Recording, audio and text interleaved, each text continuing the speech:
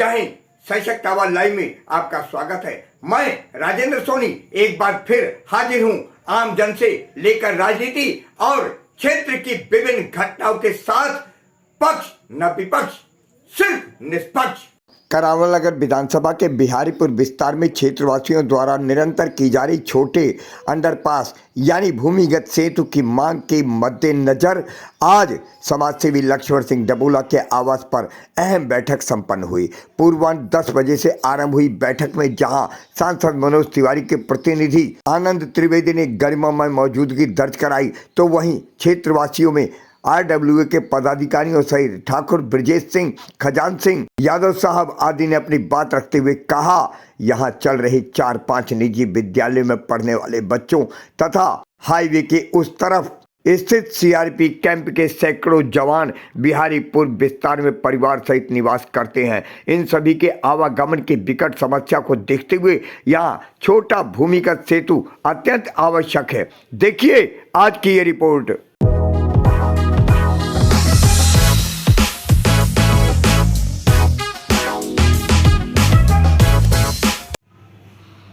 जी डबोला जी, आप एक समाज सेवी के तौर पर तो दिखते ही दिखते हैं जी। और अपनी भूमिका का निर्वाह बहुत अच्छी तरह से कर रहे हैं। खास तौर से आम लोगों की समस्याओं के समाधान में कभी पीछे नहीं रहे। आज भी मैंने देखा कि यहाँ आपके कार्यालय में सांसद मनोज तिवारी के प्रतिनिधि और आनंद त्रिवेदी, हाँ, सांसद मनोज तिवारी के सचिव के रूप में आपके यहाँ आनंद त्रिवेदी जी आए और चर्चा हुई। आपको क्षेत्र की तरफ से क्या कहना है? यहाँ मैं सुन रहा था, अभी सुन रहा था कि यहाँ पर आप लोग अंडरपास की डिमांड कर रही हैं, क्या कहना चाहेंगे?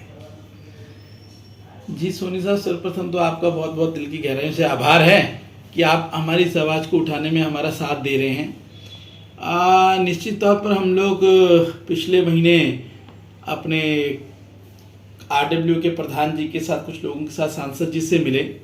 दूसरी बार हम लोग मिले थे जब सांसद जी चाय पे चर्चा के लिए हमारे यमुना विहार जिला कार्यालय में आए थे, तो प्रधान जी हम लोग सब मिले थे। तो सांसद जी ने इस पे बहुत अच्छा संज्ञान लिया और कहा कि आनंद त्रिवेदी तुम इसको देखो, जितना भी संभव है पूरा होना चाहिए ये कार्य। हमें पूर्ण विश्वास है सांसद जी इस पे कुछ ना कुछ करेंगे।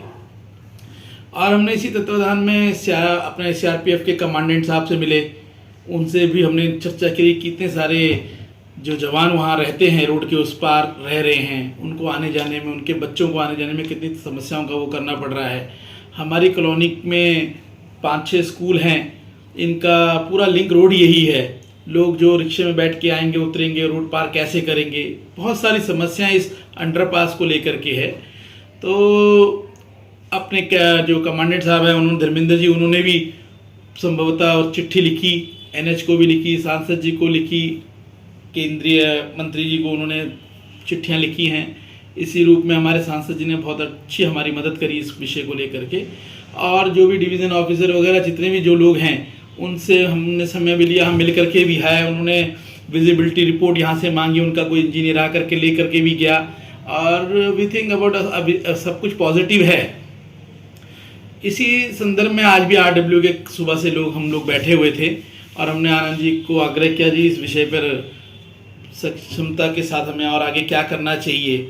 तो मैं समझता हूँ जब तक सांसद जी का ध्येय हम लोगों से है, निश्चित तौर पर हम लोग इस अंडरपास को बनाने में कामयाब होंगे। ठीक उसी प्रकार जैसे विधायक जी ने हमें कहा कि यहाँ पर ट्रांसफार्मर नहीं लगेगा तो नहीं लगेगा, तो सब कुछ ठीक है। मैं सभी के लिए आभार प्रकट करता हूँ जो सभी लोग इस कार्य में लगे हुए हैं और पूरी आरडब्ल्यू के लोग लगातार संघर्ष कर रहे हैं। मेरा प्रयास ये है कि हम समाज के नाते और एक सक्रिय राजनीति में दायित्ववान कार्यकर्ता होने के नाते हम लोग और आगे तक जाते हैं। क्या आपको यकीन है कि ये आपको अंडरपास मिल ही जाएगा? देखिए, मुझे पूर्ण विश्वास है सांसद जी पे। वो जिस बात के लिए हाँ करते हैं तो वो निश्चित तौर पर होती है और प्रयास करने का हमारा कर्तव्य है और मैं पूरी निष्ठा के साथ, हमारी पूरी RW पूरी निष्ठा के साथ अंतिम छोर तक इस चीज़ का प्रयास करेंगे कि यहाँ पर अंडरपास पब्लिक की भलाई के लिए मिले। अंतिम छोर तक प्रयास करेंगे कि किसी चीज़ से चूकेंगे नहीं। अभी आपसे मुलाकात हुई, आनंद त्रिवेदी जी यहाँ आए, उन्होंने क्या आश्वासन दिया? नहीं, उनका आश्वासन निश्चित है, वो भी आश्वस्त हैं कि यहाँ पे अंडरपास बन रहा है और थोड़ा समय लग रहा है क्योंकि हमारे यहाँ कॉलोनी की लोग, सभी माताएं बहनें काफ़ी परेशान हैं कि यहाँ पे दीवार लग गई है, यहाँ पे रोड बन गई है। तो आनंद जी का ये कहना है कि ये रोड दीवार से कुछ फर्क नहीं पड़ता है, जिस दिन NH वालों को करना होगा, जिस दिन आदेश हो जाएंगे, निश्चित तौर पर 2-4 घंटे में वो लोग खुद खाद के बना देंगे। और आपके माध्यम से हम NH के भी, जो NH के सभी अधिकारी बंधु हैं, उनका भी धन्यवाद करते हैं जो इस विषय पे बड़ी मजबूती के साथ सोच रहे हैं और आशा ही नहीं पूर्ण विश्वास है कि ये अंडरपास बनेगा। हमसे बात करने के लिए बहुत बहुत धन्यवाद। आभार। निश्चित तौर पर हमने ये बातें इस हाईवे के साथ साथ जो हमारी पूरी विधानसभा, जो करावल नगर विधानसभा इससे लगती हुई है, हमारे खजूरी से और आगे यूपी बॉर्डर तक, और इस पूरी विधानसभा के लोग सुबह शाम यहाँ पर सीनियर सिटीजन्स हो गए, हमारी माताएं बहनें हो गई, क्योंकि हमारे पास कोई पार्क की व्यवस्थाएं नहीं है, तो सभी लोग इस रोड पर घूमा करते थे।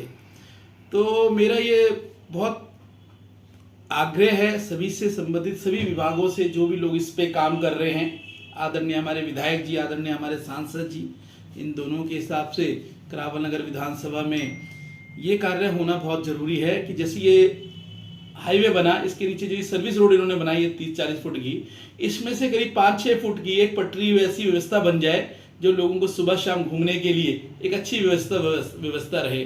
और पेड़ पौधे भी लगने चाहिए, जितने उन्होंने पेड़ पौधे काटे इसके आसपास में पेड़ पौधों का भी व्यवस्थाएं हों।